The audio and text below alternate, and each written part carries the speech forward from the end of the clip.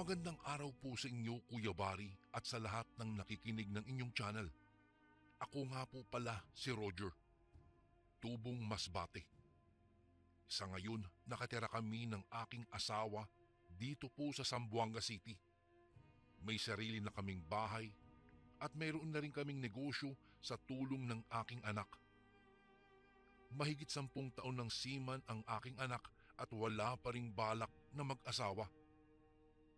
Sisimulan ko po ang aking tunay na karanasan noong nasa Masbate pa lamang po ako. Natigil ako sa pag-aaral ng mga panahong iyon, Kuya Bari, dahil sa kakulangan sa pera. Magsasaka lamang kasi kami. Minsan nagtitinda lamang ako ng puto sa baryo upang may pambili kami ng daing o kahit anong pangangailangan sa bahay. Malayo kami sa kabihasnan kaya kinakailangang may pondo kami sa kusina. Sa edad na 17, may naiibigan na akong mga babae.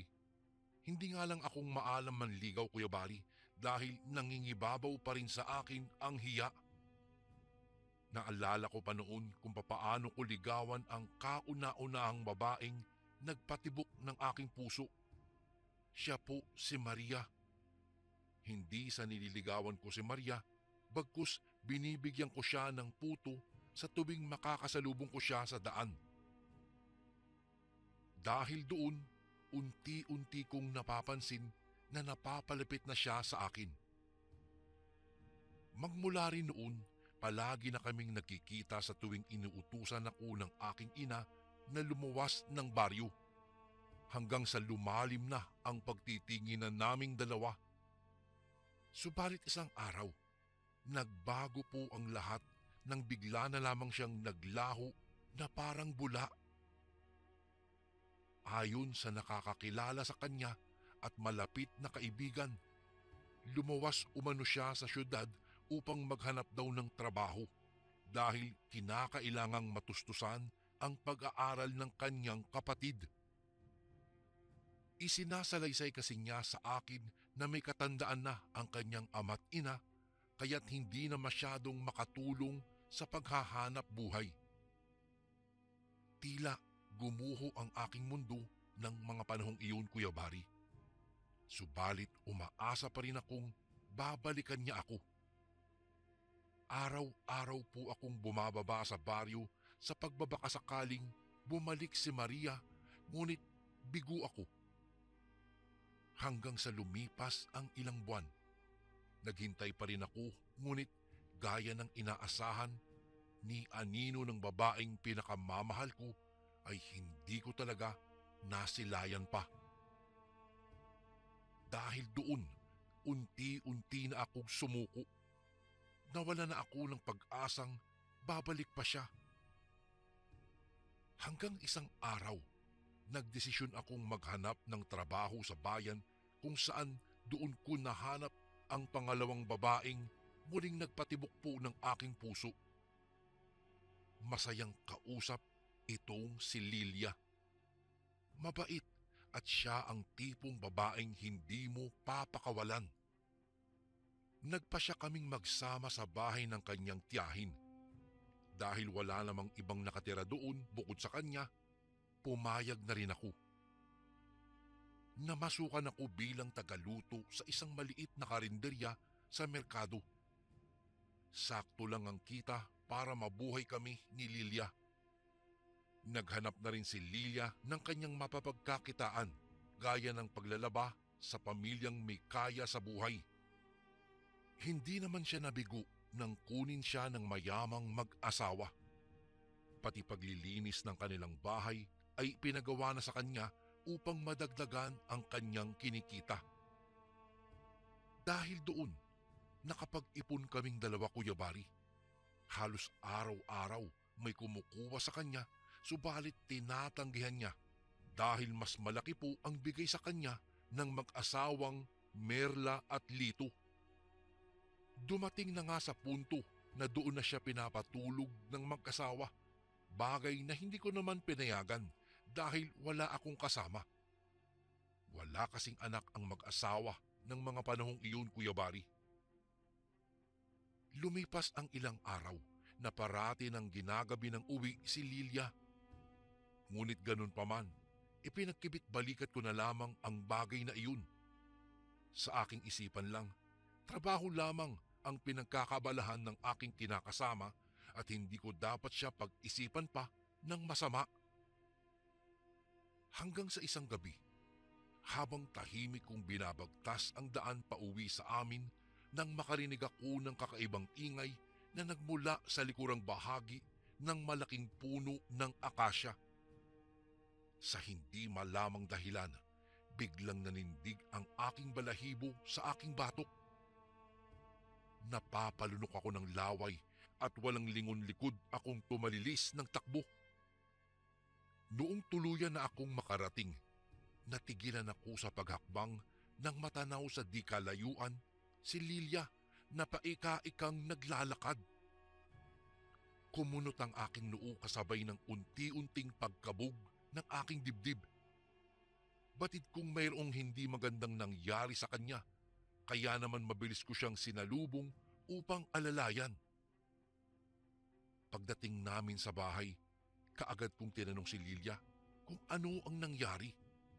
Subalit tanging pag-iling lamang ang kanyang itinugon sa akin. Dahil doon, hindi ko na siya kinulit pa kahit ramdam na ramdam kong may inililihim siya sa akin.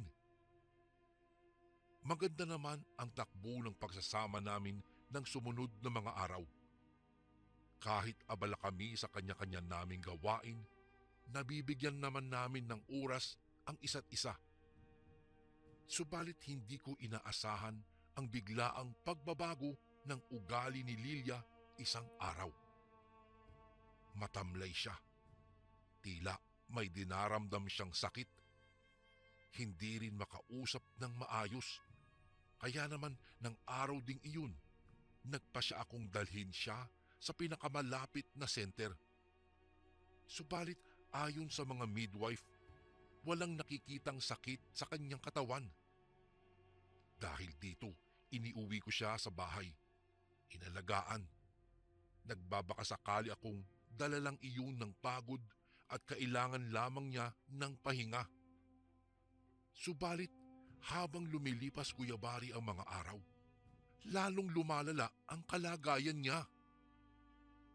Hindi na rin siya nakapaglalaba sa mag-asawang Merla at Lito, kaya naman nagulat na lamang ako kinagabihan ay sila mismo ang dumalaw sa amin. Hindi ko batid kung bakit alam nila ang aming tirahan, gayong may kalayuan ito sa labasan. Isa pa, wala rin kaming binanggit sa kanila. Ngunit ganun pa man, nagpapasalamat pa rin ako sa pagmamalasakit na ibinigay nila kay Lilia. Nagdala sila ng maraming prutas at isda. Lahat iyon bigay lamang daw sa amin. Walang sawa akong nagpapasalamat lalo na't nag-alok pa sila ng mga medisina. Hindi nagtagal, gumaling si Lilia sa kanyang sakit na maging ako ay hindi alam ang dahilan. Ipinaubaya ko na lamang sa mag-asawa ang lahat. Makalipas ang ilang araw, muling bumalik sa paglalabada si Lilia. Subalit kapansin-pansin ang biglaang pagbabago ng kanyang ugali. Ang dating mabait ay napalitan ng malahalimaw na pag-uugali. Parati na niya akong sinisigawan kapag hindi ko kaagad nagagawa ang kanyang iniuutos. Dumagdag din sa isipin ko, sa tuwing sasapit ang gabi ay saka naman siya umaalis ng bahay. Katwiran niya, pinapapunta daw siya kina Sir Lito dahil may ipinag-uutos umano sila sa kanya. Doon pa lang Kuya Bari, may hinala na ako na baka mayroong hindi kaaya-ayang ginagawa ang aking kinakasama. Dahil sa mga pangyayaring iyon, nagsagawa po ako ng plano kung saan palihim ko siyang susundan. Nag-antay ako ng oras. Pagsapit nga ng gabi, nagkunwari na akong tulog nang mapansin kong gumalaw ang aming higaan, tanda na tumayo siya. Tumalikod ako sa kanya upang hindi niya ako mapansing nagtutulog-tulugan lamang. Makaraan lamang ang ilang sandali. Ramdam ko na ang ingay ng pintuan. Dahan-dahan akong bumangon nang maramdaman kong naisara na niya ito. Kinuha ko ang itim kong sombrero bago nagmamadaling lumabas. Naabutan ko siya na kasalukuyang naglalakad sa gilid ng daan patungo sa bahay ng mag-asawa. Napapalunok pa nga ako ng laway kasabay ng biglaang pagkabog ng aking dibdib. Hindi ko batid kung bakit ganoon na lamang magreklamo ang aking isip, gayong mabait naman sa amin sina Sir Lito. Sila yung tipong mga tao na wala kang masasabi dahil sa taglay nilang kabaitan, kaya walang dahilan upang pagdudahan ko pa sila. Sa katunayan, may inabot pa silang pera sa amin noong nangangailangan kami. Huminga ako ng malalim bago ipinagpatuloy ang paglalakad. Makalipas lamang ang ilang minuto, narating din namin ang malaking bahay ng mag-asawa. Binuksan ni Lilia ang gate na tila ba pagmamay-ari niya ang bahay na iyon. Tahimik ko lamang siyang pinagmamasdan mula sa di kalayuan habang dahan-dahan siyang pumasok sa loob. Naghintay lamang ako ng ilang minuto bago sumunod doon. Nakikiramdam ako habang dahan-dahan kong inihahakbang ang mga paa ko patungo sa loob. Tila ba may nakamasid sa akin? Bigla ring nag-init ang aking pakiramdam sa hindi malamang dahilan. Dahil doon, binilisan ko ang aking paglalakad patungo sa loob ng bahay. Subalit natigilan po ako nang makarinig ng pamilyar na ingay mula sa malapit na silid. Kaya't dumoble pa ang kabang nararamdaman ko ng gabing iyon, Kuya Bari. Sumilip ako sa nakabukas na pintuan. Biglang namilog ang aking mga mata sa aking natuklasan. Tila ako'y sinasakal sa nakita habang unti-unting naglandas ang mga luha sa aking pisngi. Sa takot na baka makita nila ako, dahan-dahan kong inihakbang ang aking mga paa palabas ng bahay, dala ang sama ng loob. Subalit natigil din iyon nang mapansin ko ang ilang bote na nakahilera sa maliit na mesa. Hindi ko wari kung anong klasing mga gamot iyon, ngunit nanaig pa rin sa akin ang ginawa nilang kababalaghan kung saan nagtaksil sa akin si Lilia. At ang masakla pa, Kuya Bari, naroon lamang sa loob ang asawa ni Sir Lito habang walang pakundangang pinagsasawaan nito ang aking kinakasama sa ibabaw ng kama. Tumakbo ako papalayo sa bahay na iyon. Pakiwari ko talaga ng mga oras na iyon ay para akong pinaslang dahil sa sobrang sakit. May kapalit pala ang lahat-lahat na ibinigay nilang tulong sa amin. Hindi ko akalain na doon hahantong ang pagsasama namin ni Lilia.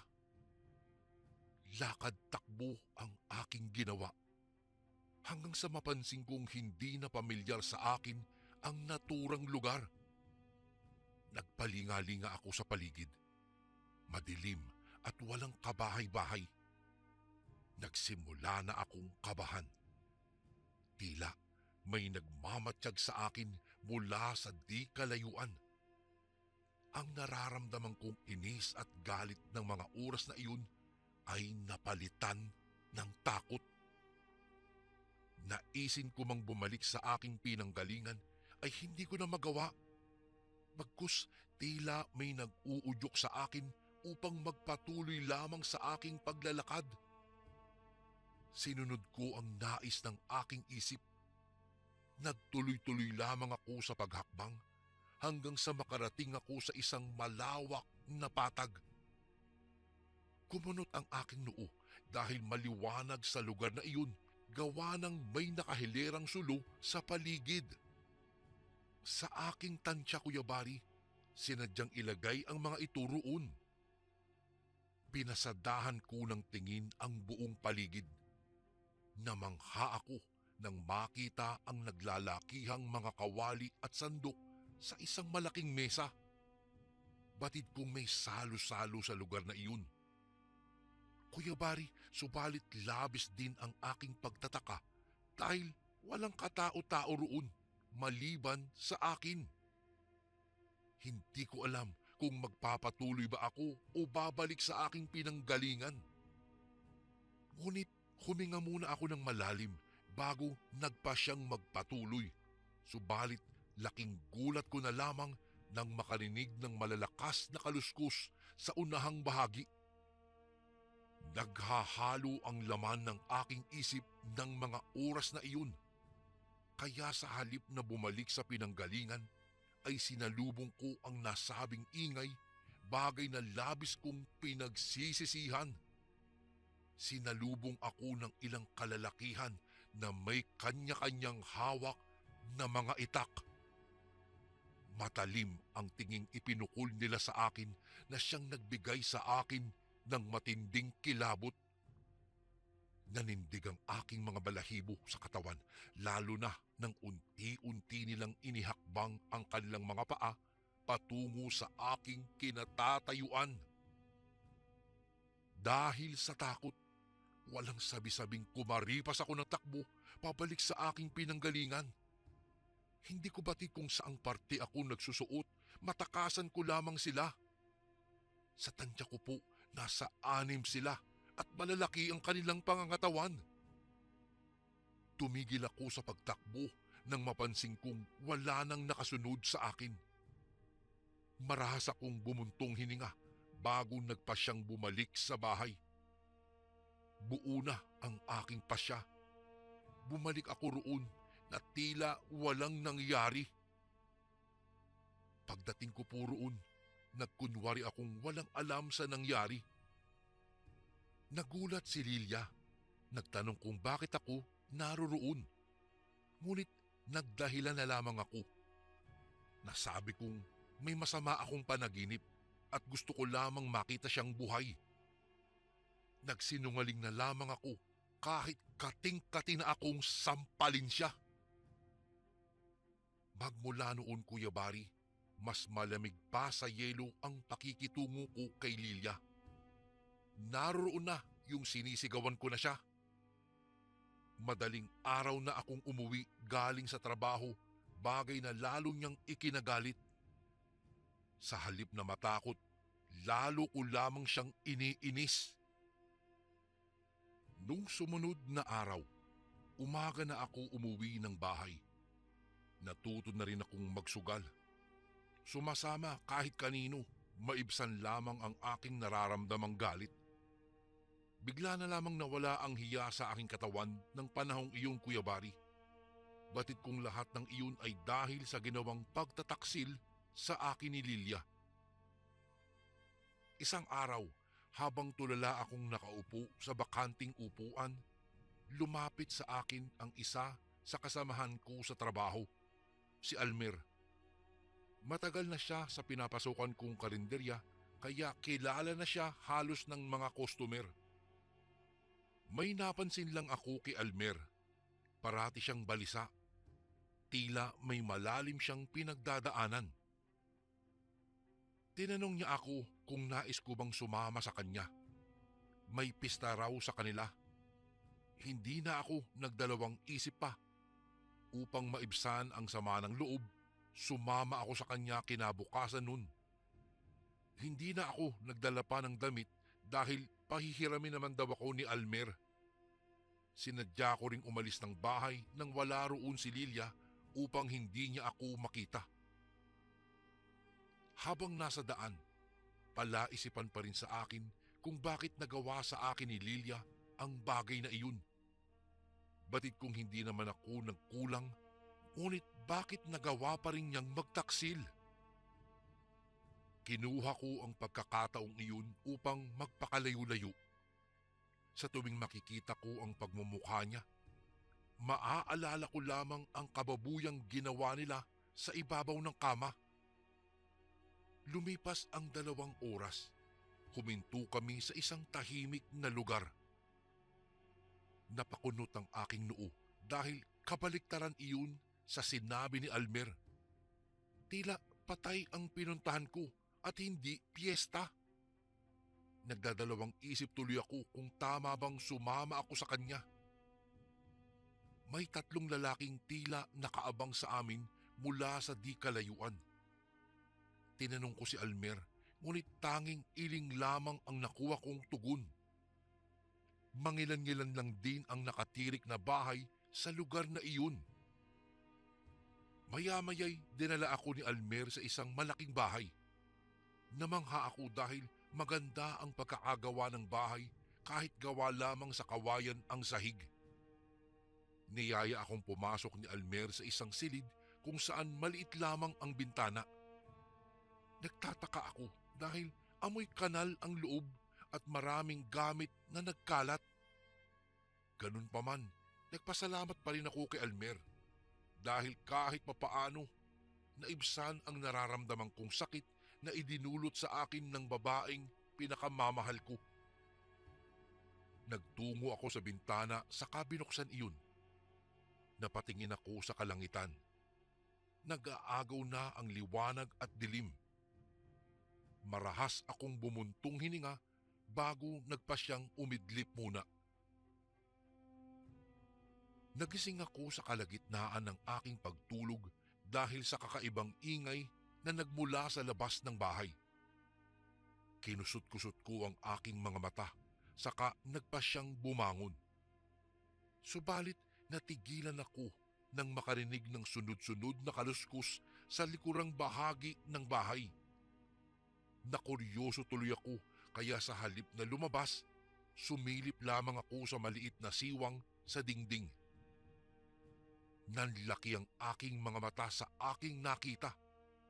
Naglalakihang mga kawali at kaldero na nakalatag sa lupa, habang mangilan-ngilan din ang mga sulo na nakahilera sa nakatayong mga kahoy na sa tansya ko po ay sinadya pang itayo doon.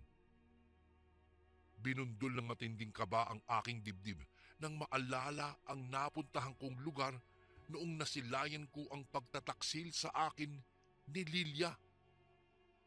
Muli akong sumilip. Maraming mga tao ang tila nakabantay sa paligid. Sa isang gilid kung saan sa tabi noon ay may malaking bato. Doon, naroroon nakatayo si Almer. Tila may inuutos siya sa mga taong malapit lang sa kanya. Napalunok tuloy ako ng laway. Napaisip ako, ano ba ito? Ano ang nangyayari sa paligid? Parang tila kakaiba. Biglang sumagi na lamang sa isip ko na katapusan ko na ba ito? Katapusan ko na kung hindi ako aalis doon. Huminga ako ng malalim bago nag-isip ng paraan. Ramdam na ramdam ko kasi Kuya Bari na mayroong mali sa lugar na napuntahan ko. Nadali ako ni Almer. Kasinungalingan lamang ang ipinakita niyang kabaitan sa akin. Kaya bago pa ako gawing hapunan ng mga taong nandoon, nagpasya na akong tumakas sa lugar na iyon. Alam na alam kong hindi normal ang mga taong naroroon. Sila ay mga aswang. Naghanap ako ng madadaanan. Nag-isip ako ng paraan upang makatakas sa delikadong lugar na iyon. Nagpasya akong dumaan sa maliit na bintana kung saan sa ibaba noon ay diretso sa bangin. Pumikit ako sa isiping matatakasan ko nga sila, ngunit panganib pa rin ang sasalubong sa akin sa ibaba. Ipinilig ko ang ulo saka nagdesisyong pumatong sa itaas ng bintana. Subalit naudlot iyon nang mahagip ng aking paningin ang mag-asawang Lito at Merla. Lalong binundol ng matinding kaba ang aking dibdib ng mga oras na iyon, Kuya Bari. Nanlumo ako sa isiping baka isa na si Lilia sa kanila. Sa puntong iyon, buo na ang aking hinala na aswang ang nakatira sa lugar na iyon. Ilang saglit pa, narinig kong sumigaw ang isa sa kanila na sa tansya ko po ay pinuno ng grupo. Tila may pinapahanap silang nawawala. Lalong lumakas ang kabog ng aking dibdib nang mapansin kong sa bahay na kinaroroonan ko sila lahat nakatingin. Kaya naman wala na akong sinayang na oras. Akmang aakyat na sana ako nang makaramdam ako ng kamay sa aking balikat. Dahan-dahan kong nilingon ang pagmamay-ari nun. Nagtagis ang aking bagang nang mapagsino ito, si Almer. Nakangisi siya habang may hawak na 2x2. Nang mga oras na iyon, Kuya Bari, ay batid kong para sa akin ang kanyang hawak-hawak, kaya bago pa man niya ako tuluyang masapol ay inunahan ko na siya. Sinipa ko si Almer sa tuhod dahilan sa kanyang pagkatumba sa sahig. Dahil doon, kinuha ko ang pagkakataong iyon upang makatakas na. Tumalon ako sa bintana at diretso sa bangin kahit batid kong walang kasiguraduhan kung mabubuhay pa ako o hindi. Bahala na. Basta ang alam ko sa mga oras na iyon ay matatakasan ko ang mga halimaw na nakatira sa lugar na iyon. Pumikit ako habang nasa kawalan. Iniisip ko na himala na lamang kung mabubuhay pa ako. Dahil bukod sa mataas, batid kong malalim din ang bangin na iyon. Hanggang sa maramdaman kong nasa ilalim na ako ng tubig. Dahil doon ay mabilis kong iminulat ang aking mga mata. Ikinawag-kawag ko ang aking mga kamay, makalangoy lamang paitaas. Noong marating ko ang ibabaw, nakahinga ako ng maluwag nang masilayan ko ang malawak na sapa. Mabuti na lamang at walang bato sa tapat kung saan ako nahulog.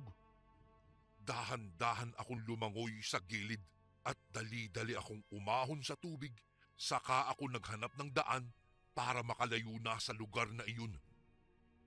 Nanginginig ako habang binabaybay ko ang daang madilim. Kinakapa ko ang bawat sulok na aking dinadaanan. Hanggang sa makarating ako sa isang pamilyar na lugar. Nakarating ako sa isang highway kung saan alam ko na kung papaano ako makakauwi. Madaling araw na nang makarating ako sa amin, Kuya Bari. Wala na roon ang aking kinakasama. Iniwan na ako ayon sa mga nakakita. Dala-dala umano ang di kalakihang bag sa kapaika-ikang naglakad na tila hangin lamang na dumaan sa kanilang harapan. Tuluyan na akong iniwanan pagkatapos akong pagtaksilan. Sa aking isip, mas mainam na iyon ang nangyari kaysa patuloy lamang niya akong pagtaksilan. Mula ng gabing iyon, hindi ko na nabalitaan pa ang mag-asawang Merla at Lito. Tuluyan na silang umalis sa kanilang bahay. Ayon sa nakakakilala sa kanila, lahi umano sila ng mga aswang. Dahil doon, hinala ko, baka nahawahan si Lilia sa pagiging aswang nila. Subalit palaisipan pa rin sa akin kung bakit hinayaan lamang ni Merla na pagtaksilan siya ng kanyang asawa. Ngunit naisip ko na lamang, baka hindi nagkakaanak si Merla, kaya si Lilia ang naisipan nilang magluluwal ng kanilang supling. Maging ako, Kuya Bari, ay biktima pa sana nila kung hindi lang ako nakatakas sa kanilang mga kamay kung saan ako lang pala ang bisita sa pistang iyon at kamuntik pa akong gawing panghanda. Hindi ko rin maintindihan, Kuya Bari. Lahat ata ng ginawan ko ng kabutihan ay bumaliktad sa akin. Ano ba ang nagawa ko? Magmula ng pangyayaring iyon, nagpasya akong magpakalayo-layo at sa kabutihang palad sa siyudad ng Zamboanga City ako napadpad. Doon ko na rin natagpuan ang babaeng ina ng aking anak ngayon. At habang patuloy ang paglipas ng panahon, natutunan ko po Kuya Bari na tanggapin at yakapin ang bawat bahagi ng aking nakaraan. Ang pista na iyon ay naging sandigan ng mga pagbabago sa aking buhay. Hindi ko akalain na sa likod ng dilim at takot, may liwanag at pag-asa pa ring nag-aabang. Nakita ko ang sarili ko na unti-unti nang lumalakad ng may tapang, na may bagong pangarap at pag-asa. Ang bawat hakbang ay isang paalala na sa kabila ng unos at mga pangyayari sa buhay, maaari pa rin tayong bumangon at magsimulang muli.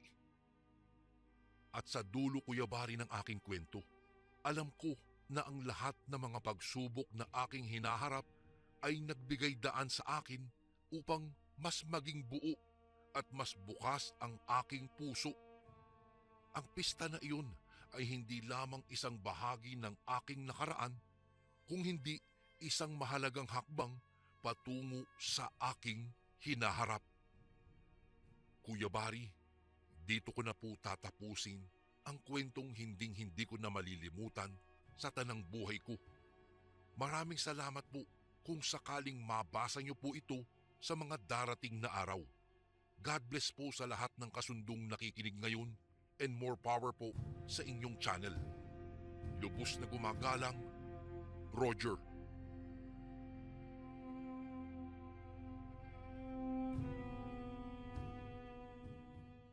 Mayroong kasabihan, it is better to give than to receive. At may mga nagsasabi rin na masama ang tumanggi sa alok o biyaya. Ngunit papaano kung ang alok ay magmumula sa hindi mo kapwa? Tatanggapin mo ba o tatanggihan mo na? Magandang araw po Kuya Bari. Ganon din sa mga taga-subaybay ng YouTube channel po ninyo. Lagi po akong nakikinig ng mga kwentong ipinopost po ninyo habang minamanman po ang mga istoryang iyon. Hindi ko po maiwasan ang maalala ang isang kakaibang kaganapan na naranasan ko po noong nasa probinsya ako ng Negros Occidental, taong 1998. Isa na siguro iyon sa hindi ko makakalimutan na kapag ka ikinikwento ko sa iba, ay iniisip nilang kathang-isip lamang iyon. Ngunit alam ko ang totoo at nais ko itong ibahagi po sa inyong channel at sa mga nakikinig dito na kagaya ko. Bago ko po pala simulan, nais ko pong magpakilala. Ako nga po pala si Antonio at naririto ang aking nakakakilabot na kasaysayan. Taong 1998, mula Maynila ay nagpasya si Mama na umuwi kami sa kanilang probinsya. Iyon po ay matatagpuan Kuya Bari sa probinsya ng Negros Occidental, sa baryo na kung tawagin po ay Laog. Bago pa man kami makapunta roon, marami na akong naririnig na mga kwento-kwento.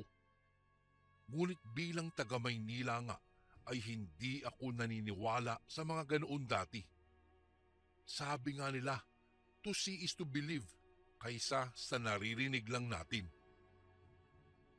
Nakarating po kami noon sa Laog na medyo may kalaliman na ang gabi. Ilang oras din po ang ibinyahe ng barkong sinasakyan namin. Malayo pala talaga ang lugar na ito sa kabihasnan. Una ko pong napansin ay maraming puno sa paligid at walang elektrisidad sa lugar na iyon.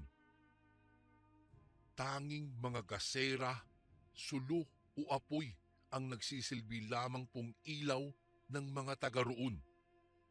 Tahimik, siguro dahil nga sa gabi na at mga ingay lamang na mga insekto, Kuya Bari, ang naririnig ko sa paligid ng mga sandaling iyon.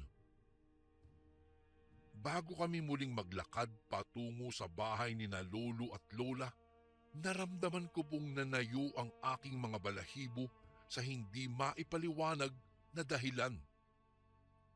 Iyon ang unang pagkakataon po na nakaramdam ako ng takot at kaba. Ang sinasabi ko nga po palang sina lolo at lola ay kapwa mga magulang po ng aking ina. Dito po kasi ipinanganak ang nanay ko at bata pa lamang noon ay lumuwas na ito ng Maynila para makipagsapalaran. Mahaba pong kwento at magulong dahilan kung bakit kami uuwi sa probinsya. Nasa Maynila pa lang kami, marami na pong ikinikwento ang aking ina sa aming magkakapatid. Ayon sa kanya, may anting-anting o agimat daw po si lolo. Marami na raw na pagkakataon na naaksidente o tinangkang patayin si lolo, pero dahil nga sa himala, hindi raw ito tinatablan.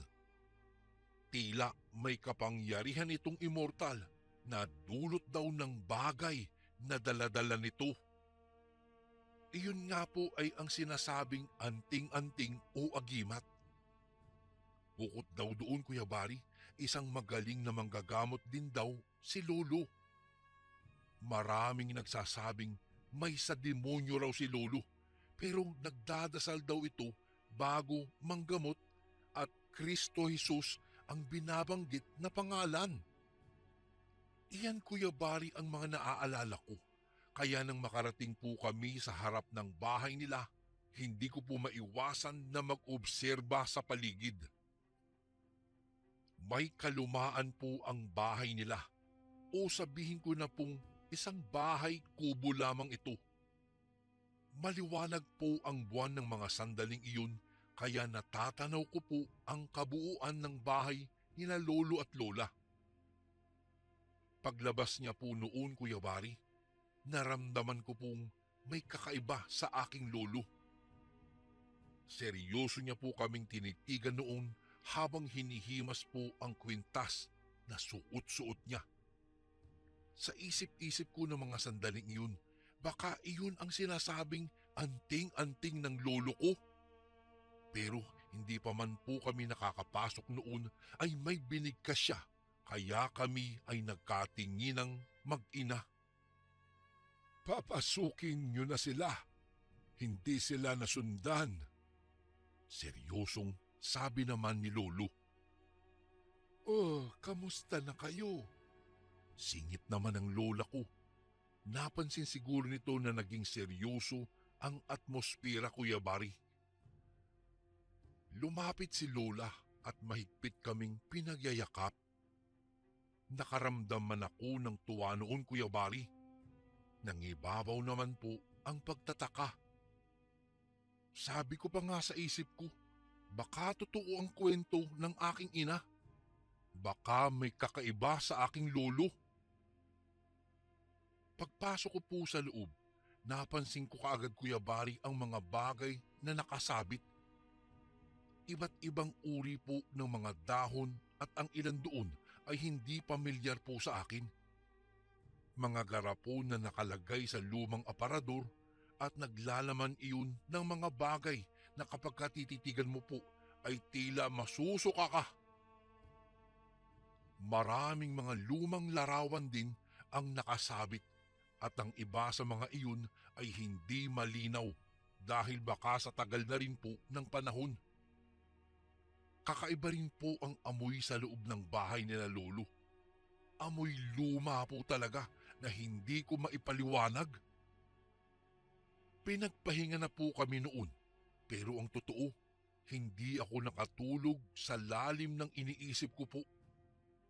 Bukod po doon, pakiramdam ko ay napakaraming mga mata ang tila nagmamasid sa akin. Hindi talaga ako mapakali hanggang sa sumikat na po ang haring araw. Kinabukasan agad kong kinausap at tinanong si Lola Carmelita. Mabait naman po si Lola, kaya medyo naging malapit agad ako sa kanya. Ayon po sa kanya, napag-alaman kong albularyo nga po pala talaga si Lolo Joselito.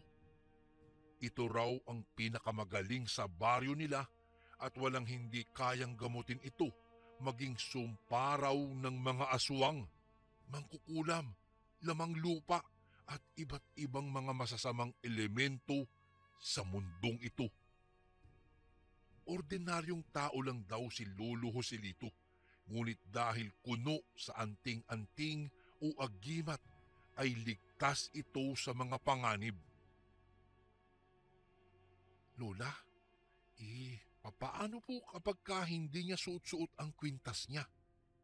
Naalala ko pang tanong noon, Kuya Bari. Bilang bata po kasi ay manghang-mangha po talaga ako. Akala ko kasi biro lamang ang ganitong kwento-kwento, pero totoo pala.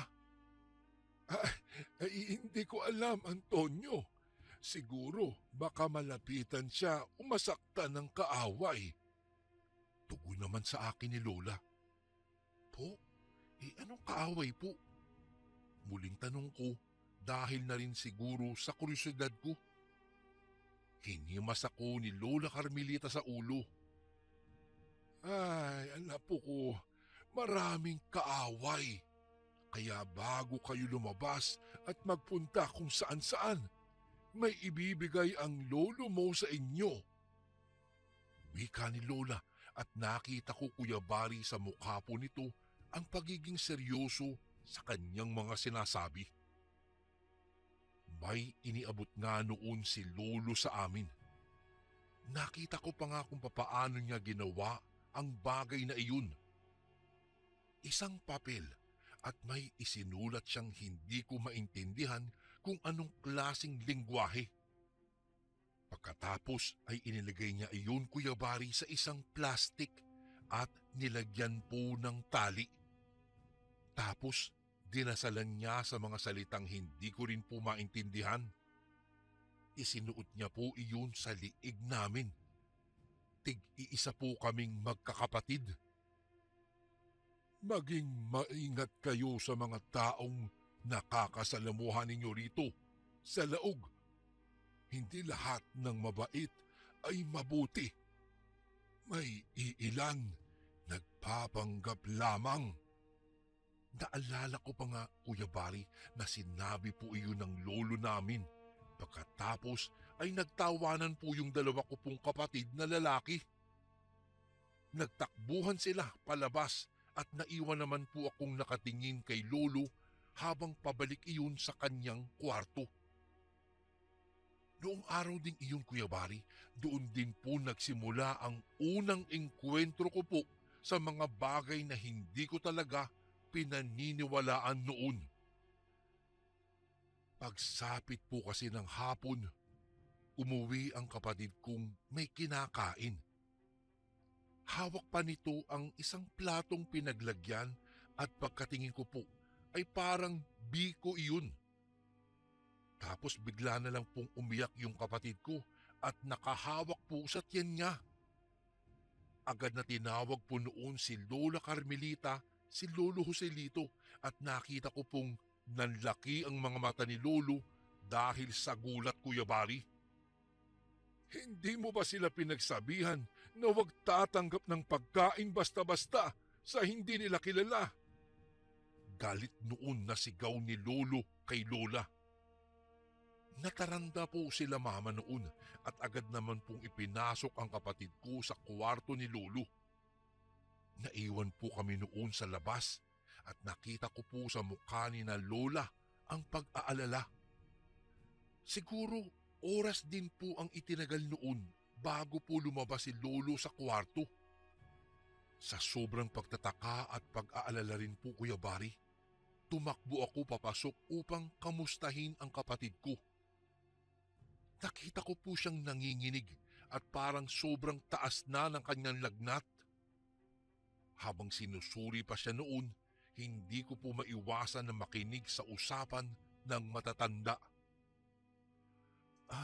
Ano po ang nangyari? Tanong ni Mama. Ayaw siyang pakawalan ng aswang na nakapambiktima sa kanya. Tugon naman ni Lolo. Aswang? Hindi ba't binigyan mo sila ng proteksyon? Paano sila nabiktima? Tanong naman ni Lola. Nang marinig ko po iyon, Kuya Bari, nagtaka rin po ako. Dahil doon, hindi ko po maiwasang pagmasdan ang kapatid kong nakahiga doon sa papag na gawa lamang sa kawayan. Lalo po itong nagbalot ng kumot dahil sa tindi ng kanyang panginginig. Tumanggap siya ng pagkain na may laway ng aswang na iyon. Hindi sana siya magagalaw pero kumain siya ng alok mula sa aswang. Ngayon, ako naman ang inalok niya para bitawan ang apo natin mula sa sumpa. Pagpapaliwanag ni Lolo. Mula sa pintuan, Kuya Bari, hindi ko talaga maiwasan na sumilip sa butas na naroroon upang kumpirmahin po na hindi nagbibiro si Lolo sa mga salitang binitiwan niya. Nang makita ko pong nag-iiyak na si Lola at Mama, biglang nanginig na po ang tuhod ko sa takot at pagtataka. Tay, ano po ang kailangan niya? Nanginginig na sabi ni Mama. Gusto niyang isuko ko ang bagay na nagbibigay sa akin ng aking kakayahan. Gusto ng aswang na iyon na isuko ko ang pagiging isang bantog na albularyo. Tugon ni Lolo. Napatakip ako ng bibig, Kuya Bari, sa mga narinig ko po. Sinusubukan ko pang ang sampalin ng sarili ko noon para kumpirmahin hindi po ako nananaginip. Hindi biruan ang mga bagay na iyon, na hindi ako namamalikmata o nagkamali sa aking naririnig. Sa haba po ng pag-uusap nila, Kuya Bari, ilang salita ang lumabas sa bibig ni Lolo na nagpamangha po talaga sa akin. Wala akong isusuko, maging ang apo ko man o ang kakayahan na mayroon ako. Hindi ko tatanggapin ang alok niya, ang alok ng aswang na iyon. Ibibigay natin ang gusto niyang laban at kaparusahan. Matapang niya pong sabi at ng mga sandaling iyon, pakiramdam ko po ay napakalakas ng pananampalataya ni Lolo. Pagkatapos nun, Kuya Bari, nakita ko ang paghahandang ginagawa ni Lolo, Lola at ni Mama. Marami po silang uri ng dahon na kinuha po sa bukid. May mga pinakuluan din po at marami pong tila mga antigong kagamitan ang inilabas ni Lolo mula sa kanyang lumang baul. Nang mga panahong iyon, hindi ko maiwasan, Kuya Bari, na magdasal ng taimtim at hinihiling na sana ay matapos na ang problemang ito. Habang nasa gitna po ng pagdarasal ang buo naming pamilya, bigla pong sumigaw ng napakalakas ang kapatid ko. Sa pagtataka at pagkagulat ko, Kuya Bari, ay agad namin itong pinuntahan. Umiinat at bumabaluktot po ito na animoy sinasapian po. Tapos po yung boses niya po ay parang nauulol na aso. Naglalaway rin po ito na parang isang mabangis na hayop. Tulungan mo siya, Lolo! Sa sobrang takot ko ay naisigaw ko iyon sa kanya. Hinawakan ni Lolo ang magkabilang kamay nito gamit ang kanyang palad. Gamit naman ng kaliwa ay hinawakan niya ang ulo ng kapatid ko. Nakita kong pumikit siya, Kuya Bari, at tila umuusal sa lingwaheng hindi po namin maintindihan. Ilang minuto po siguro, biglang kumalma yung kapatid ko sa pagwawala Ngunit nakita ko pong patuloy sa pagtulo ang laway nito. Nakakatakot din ang iba pa niyang ikinikilos. Para po siyang natatakot kung kanino dahil panay ang pagtingin niya po sa paligid. Nakaupo na po ito sa papag at parang kumakaluskus po ito sa pamamagitan po ng pagkalmot sa kinauupuan. Noong sumapit po Kuya Bari ang gabi, siguro po mga 11:00 na po iyon, yung kapatid ko po ay lalong nagwala. Parang lalo po siyang naulol kasi yung boses niya po ay parang mabangis na hayop na. Wala na nga pong magawa si Lolo kung hindi ang itali ito. Tapos habang pinapainom niya po ng gamot na ginawa niya kanina, nagsalita po siya. Malakas ang aswang na umalok sa kanya. Matapang ang laway na pumasok sa katawan nito. Hindi siya titigil talaga hanggat hindi niya nakukuha ang gusto nito sa akin. Wika ni Lolo Kuya Bari, kaya nung mga sandaling iyon, nanginig po ang buo kong pagkatao sa takot. Noong lumipas po ang higit kalahating oras, muli pong kumalma yung kapatid ko. Tapos akala ko Kuya Bari, doon na po matatapos. Ngunit nangyari po ang isang bagay na hanggang ngayon po ay hindi ko talaga malilimutan sa tanang buhay ko. Kung papaano ang bagay na iyon ay personal kong nakita at naranasan po. Sa tansya ko po, mag-aalauna na po iyon ng umaga. Ito po yung pagkakataon na mata sa mata ay nakita ko ang tinatawag nilang aswang. Mula po kasi sa bintana po noon, sa kuryosidad ay napatingin ako sa labas. Bilog pa naman ang buwan noon kaya natatanaw ko po ang buong paligid. May kumaluskus po sa magubat na parte kaya nang ibaling ko ang mata ko roon, nakita ko po siya, yung bagay na iyon. Nakasili po siya sa malaking puno at ilang sandali po ay ipinakita nito ang buong katawan. Sa totoo lang Kuya Bari, ngayon po ay naluluha ako habang inaalala ko yung mga nakita ko.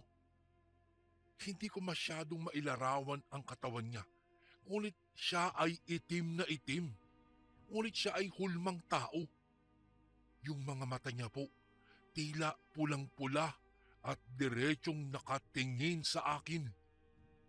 Mahaba po ang buhok niya, pati ang pagkabalbo niya dahil pati mukha ay napupuno ng buhok. Siguro po mga ilang segundo ko rin siyang natitigan at sa takot po ay talagang napaatras ako. Bago mawala sa paningin ko, bigla po iyong yumuko at para po siyang nakatuwad. Tapos po ay tumalon siya papunta sa gubat. Mataas po ang pagkakatalon niya. Sobra pong nanginig ang katawan ko noon. Sa unang pagkakataon kasi, nakakita ako ng ganitong uri ng nilalang.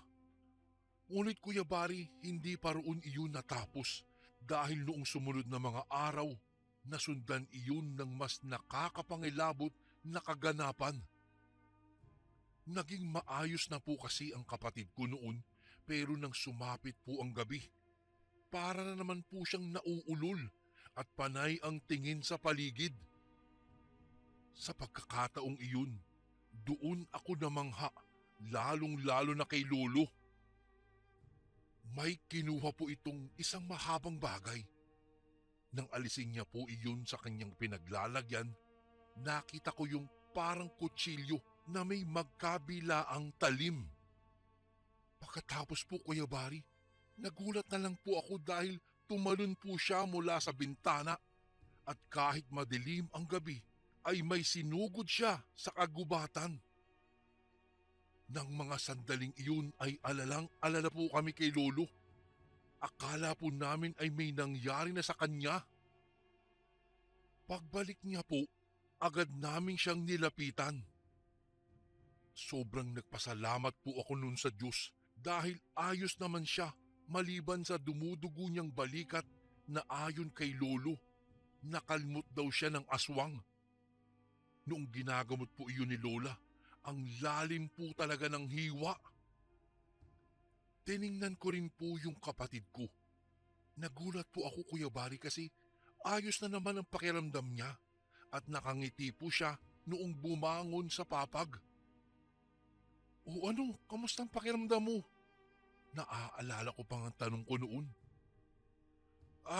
Maayos na ako. Naku, salamat kay Joselito.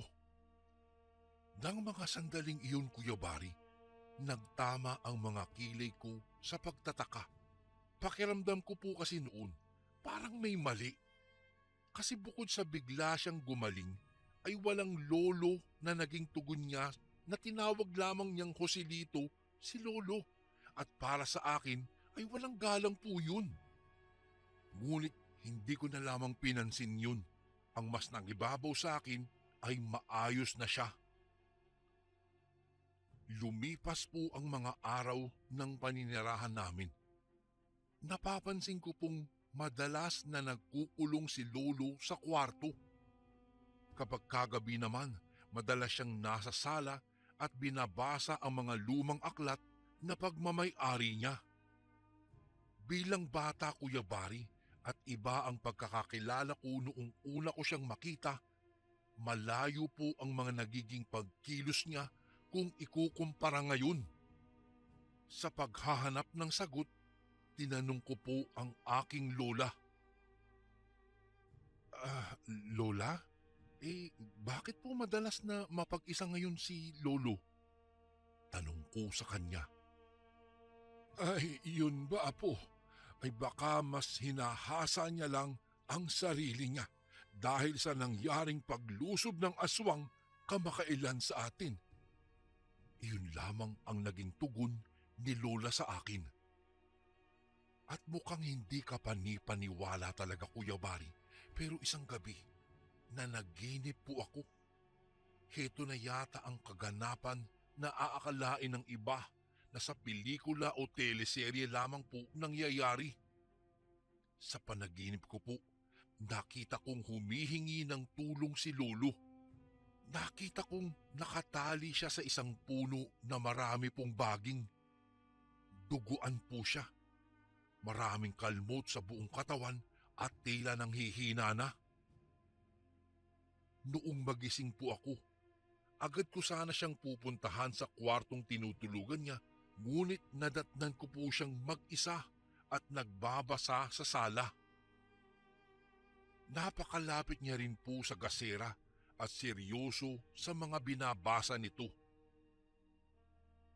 Noong lalapitan ko na siya, nakita kong lumabas sa kwarto niya yung kuya ko.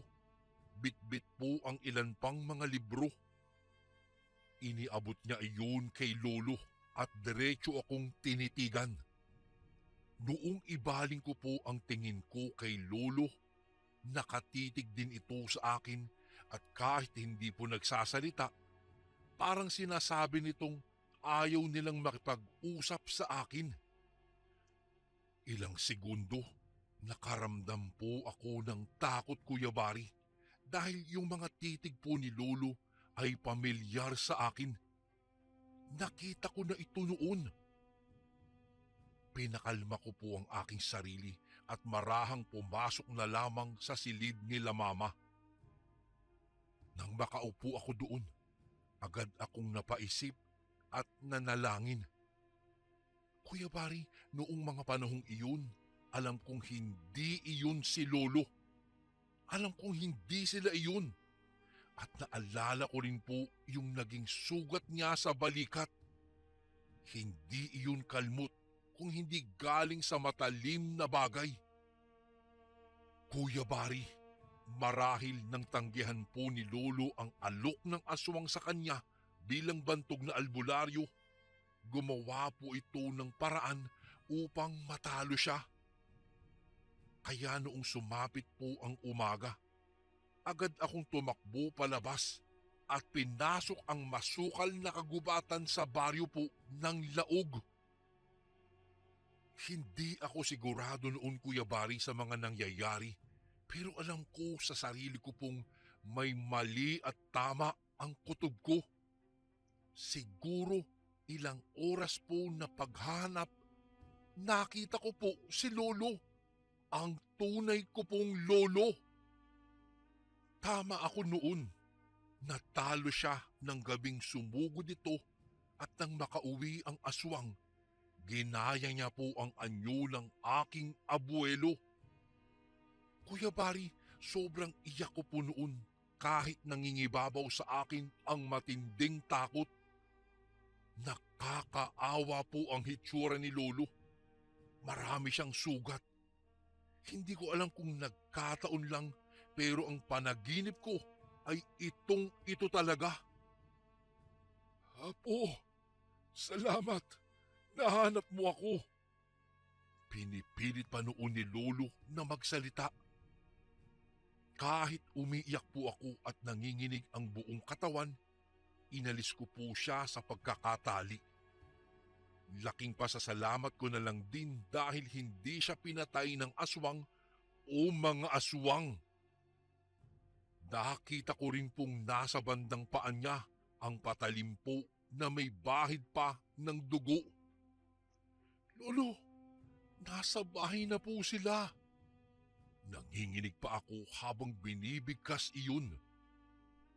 Sa bilis po ng pangyayari, Kuya Bari, hindi ko na po maisalaysay lahat.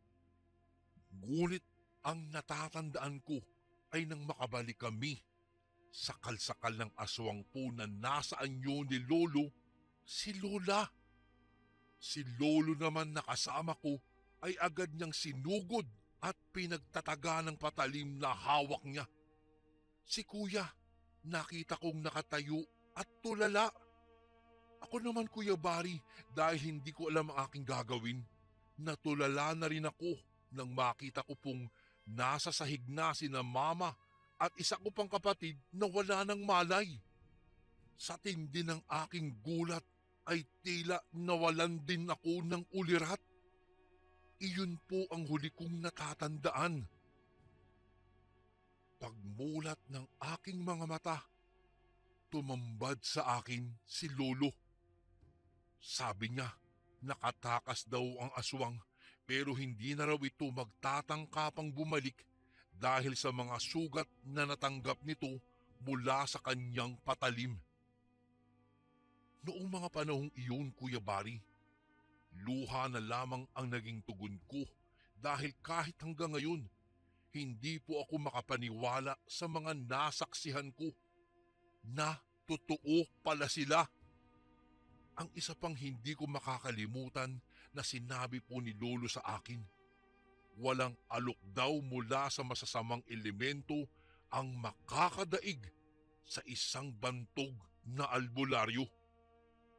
Ngunit may isang bagay ang makakatalo sa kagaya ni Lolo, ang kanyang mga mahal sa buhay at ang kanyang pamilya. Iyon daw ang kahinaan nila. Hindi ko masyadong maunawaan, ngunit baka nga iyon ang totoo sa mga tulad niyang albularyo. Dahil din po sa mga nangyari, mas naging maingat na po kami. Lalo na ako kapag pumupunta po kami sa mga lugar na hindi pa namin napupuntahan. Nagbibigay respeto rin kami sa mga nadadaanan namin. Ganon din po sa mga nakakasalamuha namin. Sa pananatili po namin, Kuya Bari, ng ilang taon kina Lolo, sa awa naman po ng Diyos, hindi na po naulit iyon. Nasaksihan ko rin ang iba pa niyang kakayahan gaya ng kanyang panggagamot, paglaban sa mga lamang lupa gaya ng nuno o duwende, maging po sa mga sinasapian ng masasamang kaluluwa. Ang isang misteryong naiwan lang po sa akin bago kami muling lumuwas ng Maynila ay ang kakayahan na mayroon po siya. lalong-lalo na po yung kwintas na suot-suot niya. Sabi nga niya po sa amin noon, walang bagay sa mundo ang makakadaig sa tunay na salita ng Diyos na makapangyarihan.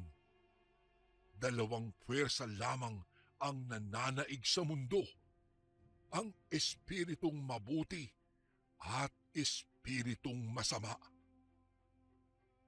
Dahil nga rin po sa mga salitang binitiwan niya, nagsimula na akong mas nanalig pa at magbasa ng Biblia. Pero ang naiiwan pang tanong sa akin, saang espiritu nga ba nabibilang ang tulad ni Lolo na isang bantog na albularyo? Dahil magpas hanggang ngayon po, mahirap talaga patunayan ang mga bagay na hindi pa kailanman nasasaksihan ng ibang tao. Kung walang paniniwala, wala ring pananampalataya. Marami mang hindi naniniwala sa mga ganitong bagay kagaya ng aswang, ngunit ako po nasisiguro kong totoo ito dahil naranasan ko po ito. Sa ngayon po ay mas pinili naming manirahan sa Maynila. May 2 na rin po akong anak at mabait na asawa. At masaya rin po silang naibahagi ko raw ang aking kwento sa iba para raw mawala na ang traumang matagal ko na pong tinatago. Kuya Bari, dito ko na po tatapusin ang aking kwento. Salamat po sa pagbibigay sa akin ng pagkakataon na maibahagi po ang aking kwento tungkol sa kababalaghan. Muli, maraming salamat po kung sakaling mabasa niyo po ito sa mga darating na araw. God bless po sa lahat ng kasundong nakikinig ngayon. More power po sa Ang Sundo Horror Stories at magandang araw po sa lahat. Lubos na gumagalang, Antonio. And again, maraming salamat po mga kasundo. Don't forget to subscribe and i-click nyo lang po yung bell na button para updated po kayo sa mga upcoming videos namin na paparating. Maraming salamat po ulit. God bless and ingat po lagi dyan. Ito po si Kuya Bari at ako ang Sundo.